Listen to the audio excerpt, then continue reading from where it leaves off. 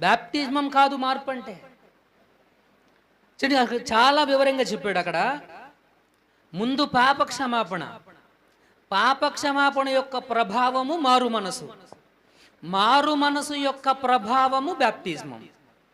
మీకు అర్థమైంది అక్కడ ఎంత ఏది దేని మీద ప్రభావం చూపెడుతుంది? సువార్త పాప క్షమాపణ సువార్త వినాలి, సువార్త పాప క్షమాపణ కలుగు చేస్తుంది, పాప క్షమాపణ మారు మనసు కలుగు చేస్తుంది, మారు మనసు బాప్టిజమమును కలుగు చేస్తుంది. హల్లెలూయా, దేవునికి మహిమ కలుగును గాక. సో ఒక పాపి సువార్త వింటాడు, సువార్త వినినప్పుడు అతనిలో కన్విక్షన్ జరుగుతుంది, మార్పు, అదే పాప క్షమాపణ జరుగుతుంది. ఆ పాప క్షమాపణని అతన్ని ఎటువైపు ప్రేరేపిస్తుందంటే, ఇక పాపపు జీవితాన్ని నేను వదిలేసేయాలి అని మార్పు వైపు తన జీవితాన్ని